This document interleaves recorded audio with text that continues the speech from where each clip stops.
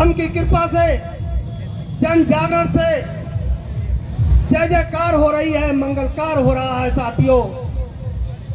जब सम्राट अशोक ने युद्ध समाप्त किया, लाखों लोगों की बलिदान हुआ, जब उन्होंने देखा ये बहुत खून खराबा हो गया साथियों, अब इस रणभूमि को समाप्त कर दिया जाए, इससे जनहानि हो रही है, इससे प्रजा की हानि हो रही है साथियों। तो भगवान बुद्ध ने तलवार त्याग दी, शस्त्र त्याग दिए, उन्होंने सभी को अपने साथ रखने, पूरे समाज को एक साथ रखने का निर्णय लिया और एक घाट पर पानी पीने का निर्णय लिया साथियों। भगवान बुद्ध की वो गाथाएं, सम्राट अशोक की वो गाथाएं जीवन पर्यंत मनुष्य कभी भूल नहीं सकता, कभी भुला नहीं सकता। सम्राट अशोक महान ऐसे महान नहीं कहलाए जाते हैं साथियों। भगवान महान सम्राट अशोक ने इस देश के अंदर, इस साम्राज्य के अंदर वो राज का दीप जलाया जो आज तक कोई राजा ना हुआ है, ना हो सकेगा साथियों।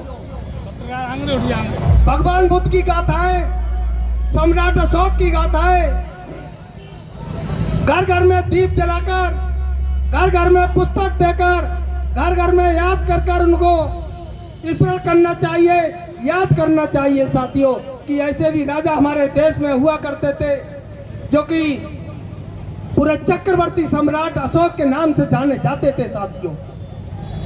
वो दिन ज्यादा दूर नहीं साथियों, आप लोगों के अंदर, समाज के अंदर ये जागरूकता आप लाते रहेंगे, जागरूकता आती रहेगी तो वो दिन दूर नहीं है, मान्य सम्राट अशोक का राज्य स्थापित हो सकता है साथियों। आप लोगों का सहयोग चाहिए, आप लोगों का बलिदान चाहिए। बलिदान क्या, समय का बलिदान चाहिए साथियों। और पूरे देश, पूरे गांव गांव, पूरे घर घर, परिवार परिवार में यहाँ के कार्यकर्ता, यहाँ के संगठन के कार्यकर्ताओं को जागरूक करना पड़ेगा समाज के लिए। गांव गांव जाकर जागरूक करना पड़ेगा। सम्राट अशोक महान का देश बन जाएगा साथियों। ना किसी को कोई आपत्ति होगी, ना किसी को कोई परेशानी होगी, ना किसी को सताया जाएगा, ना किसी को मारा जाएगा, ना किसी को काटा जाएगा। ऐसे सम्राट अशोक महान की जयंती पर यह हमें निर्णय लेकर जाना चाहिए साथियों। हमें समता, बंधुता, भाईचारा का नारा लगाना चाहिए।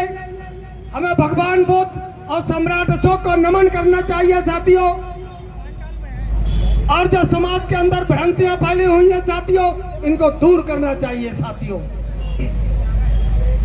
भगवान सम्राट अशोक, भगवान बुद्ध इस देश में दोबारा पैदा होंगे साथियों जब ये हमारा समाज जागरूक हो जाएगा।